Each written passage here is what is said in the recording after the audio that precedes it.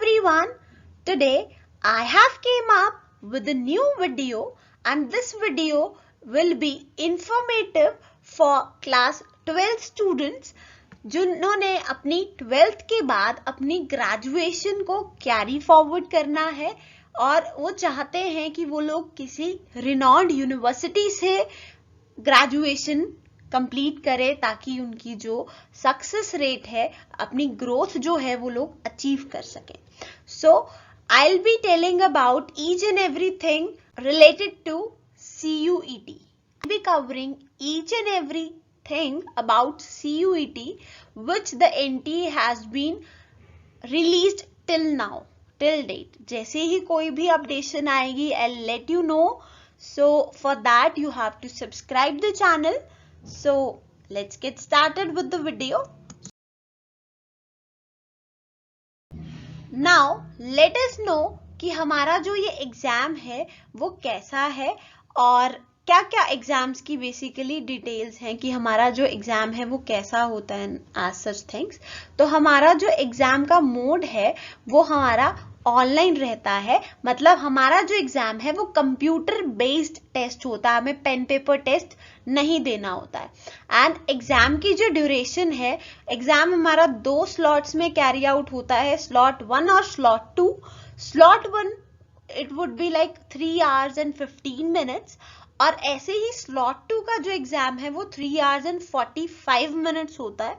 और ये जो वेरिएशन है ड्यूरेशन की हो सकती है, इससे वेरिएटेड भी हो सकता है, वो डिपेंड करता है कि आप अपना एग्जाम कौन सा सिलेक्ट करते हैं, क्या क्या सेक्शन सिलेक्ट करते हैं. तो अब सेक्शंस की अगर हम बात करें तो हमारे जो CUET का एग्जाम आता है, यूनिवर्सिटी लेवल का एग्जाम होता है बेसिकली, कि आपका जो सिलेबस है वो टिल +2 तक आता है और obviously NCERT would be quite helpful for any level of competitive exam, right. तो हमारा जो ये एग्जाम होता है ये 4 सेक्शंस में डिवाइडेड है, जिसमें से 3 मेजर सेक्शंस है, सेक्शन 1, 2 and 3, राइट.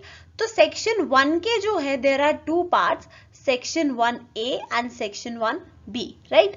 तो अभी इनका हम सिनारियो देखते हैं फर्दर आगे.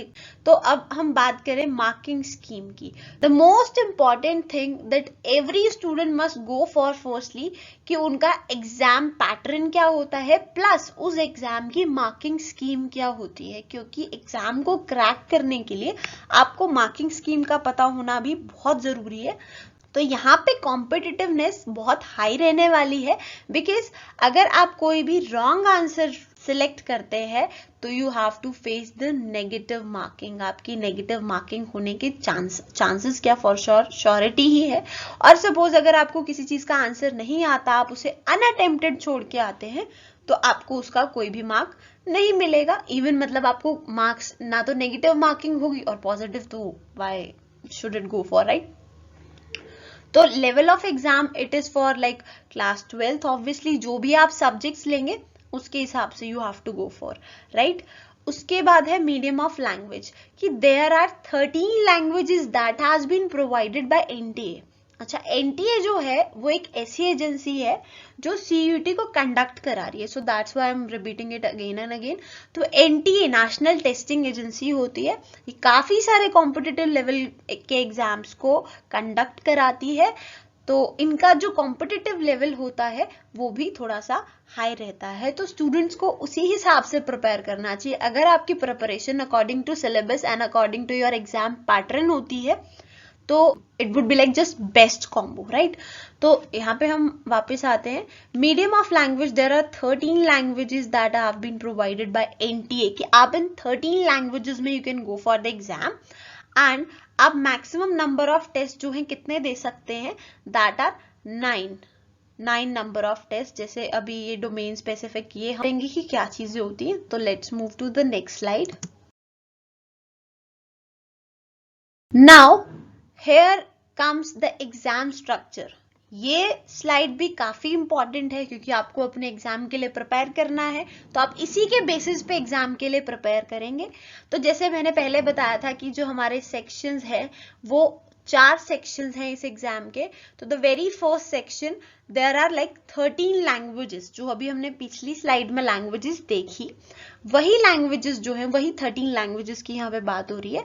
मैं आपके पास वो लैंग्वेजेस आएंगी 13 लैंग्वेजेस, आप उसमें से जो भी एक अप्रोप्रिएट सेलेक्ट करेंगे तो you can go for that, right. तो आपको इन लैंग्वेजेस का भी ध्यान रखना है। सपोज कि अगर कोई ऐसा कॉलेज है, ऐसा यूनिवर्सिटी है सॉरी, कि जो सिर्फ और सिर्फ इंग्लिश वाले लोगों को ही प्रेफरेंस देगी, तो you have to go for that, क्योंकि इन चीजों की आप सिलेक्शन आप अपनी यूनिवर्सिटी को देख के करेंगे कि किस टारगेट यूनिवर्सिटी के लिए you are appearing for the exam, right. तो आपको वो लैंग्वेज सिलेक्ट करनी है। देन नंबर ऑफ क्वेश्चंस जो है आपको 50 मिलेंगे पर लैंग्वेज से, राइट। और आपको जो maximum questions out of these 50 questions attempt करने हैं, दैट आर 40 क्वेश्चंस, और जिसके लिए you will get the duration of 45 minutes. तो similarly for section 1B 20 languages are provided, और सिमिलरली 50 क्वेश्चंस मिलेंगे, 40 must be attempted by the student and 45 minutes would be provided to go for the solution of that section. Then moving on to section 2, तो section 2 में हमारे 27 domain specific subjects होंगे। अब domain specific subjects कौन से होते हैं? जिन भी सब्जेक्ट्स में हम अपनी +2 कंप्लीट करेंगे। +2 कंप्लीट करेंगे मतलब अगर आप आर्ट से बिलोंग करते हैं तो आर्ट के सब्जेक्ट्स आपको सिलेक्ट करने को मिलेंगे। अगर आप साइंस से बिलोंग करते हैं तो साइंस के, तो उसमें भी यू डू हैव स्क्रूटनी कि आप कौन से ऑप्ट कर सकते हैं और कौन से छोड़ सकते हैं।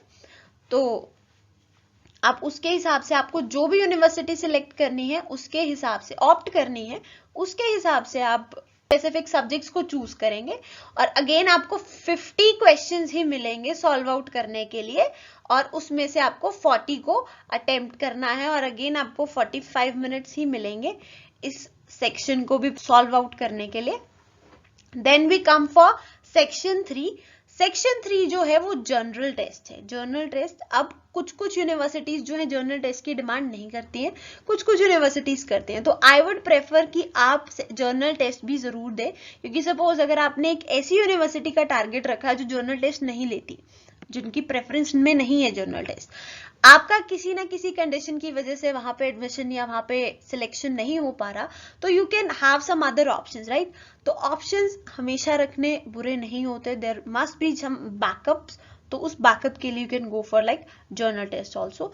तो यहाँ पे आपको 75 क्वेश्चंस मिलेंगे, जिसमें से आपको 65 अटेम्प्ट करने हैं, and you will get just 60 minutes to cover the questions. ये स्लाइड बहुत बेसिक सी है कि हमें कौन सी चीजों का ध्यान रखना है एग्जाम के बारे में, like important point regarding the exam. तो हमारे जो क्वेश्चन है वो कैसे आएंगे, टाइप्स ऑफ क्वेश्चंस कैसे आएंगे, like section 1A and section 1B language based section होंगे, ये हम ऑलरेडी डिस्कस कर चुके हैं। तो अब इसमें पूछा क्या जाएगा, ऑब्वियसली लैंग्वेज के बारे में ही चीजें पूछी जाएंगी, कि फैक्ट से रिलेटेड, लिटरेचर से रिलेटेड, लिटरेरी चीजों से, जैसे इंग्लिश में लिटरेरी डिवाइसेस होते हैं, राइट, पोएटिक डिवाइसेस होते हैं वो, नरेटिव समथिंग, और रीडिंग कॉम्प्रिहेंशन पैसेजेस, जिस तरह से कोई भी कॉम्पिटिटिव एग्जाम आता है, राइट। और उसके बाद आपके जो मैक्सिमम सब्जेक्ट्स हैं वो क्या हो सकते हैं कि candidates need to opt for a maximum number of 3 languages combined from section 1A and section 1B।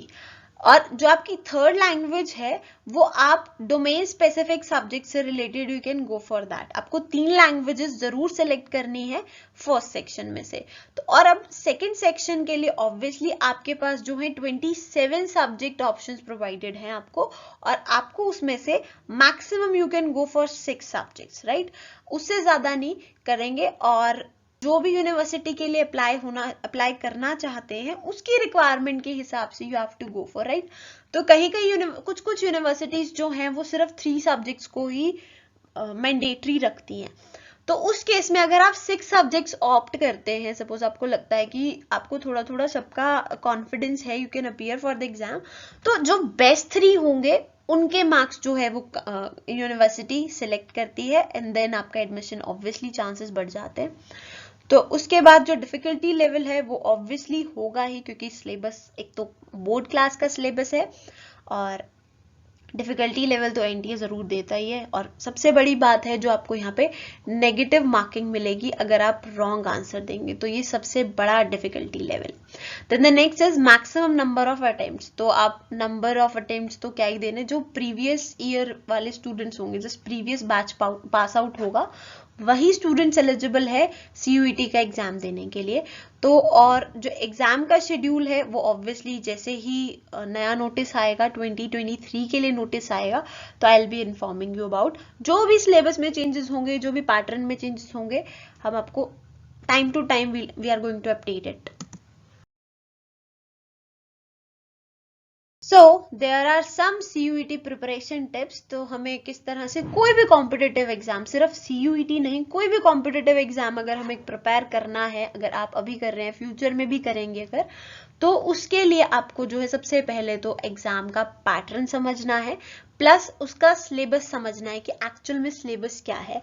So the very first thing, इन चीजों को समझने के लिए, एग्जाम का पैटर्न समझने के लिए, you just refer to previous year question papers. वो हर एक कॉम्पिटिटिव एग्जाम को प्रिपेयर करने के लिए बेस्ट सॉल्यूशंस होते हैं, best way of preparing for exams, right. उसके अलावा आपको सैम्पल पेपर्स भी जरूर सॉल्व आउट करने चाहिए, और मॉक टेस्ट पेपर भी जरूर देने चाहिए, so that you are able to get कि व्हाट आर योर फ्लॉज और you can work upon it, right. और टाइम मैनेजमेंट तो मस्ट है, क्योंकि हमने अभी देखा कि हमें कितनी कितनी ड्यूरेशंस मिलेंगी, कितने नंबर ऑफ क्वेश्चंस को सॉल्व आउट करने के लिए, तो टाइम मैनेजमेंट तो बिल्कुल जरूरी है, बहुत जरूरी है। तो एक्चुअली उसमें कुछ जर्नल एप्टीट्यूड की चीजें आती है, जो जर्नल पेपर होता है ना, उसमें जर्नल एप्टीट्यूड की चीजें आती हैं, general knowledge, current affairs and so on things. तो वहां पे जो है हमें ट्रिक्स एंड फॉर्मूलाज की रिक्वायरमेंट होती है, तो उसकी वजह से ही हम उनको क्विकली सॉल्व आउट कर सकते हैं। तो ऑब्वियसली बात है कि फॉर्मूलाज और ट्रिक्स एंड टिप्स जो भी चीजें हैं वो भी हमें कंसिडर करनी पड़ेंगी, और इसके लिए हमें प्रैक्टिस बहुत ज्यादा चाहिए। और the last and the key thing is revision. Revision is the most important thing for preparation of any kind of exam, right. Revision, अगर आप एक नॉर्मल टेस्ट भी देने जा रहे हैं, तो अगर आप उसकी रिविजन करके जा रहे हैं, तो आपका test for sure it would be like benefiting you. आपका टेस्ट जरूर जो है एक पॉजिटिव वे में are going to achieve the marks. That's it from my side. So if you guys have any query, you are having any type of question regarding CUET exam, so you can ask us in comment box. We'll try to reply it as soon as possible, right? और जो भी CUET से related updates आएंगी, I'll be informing you time to time. So for that you have to subscribe the channel. So that's it for this video. I hope this video would be helpful to you. So thank you for listening us, and all the best for your future.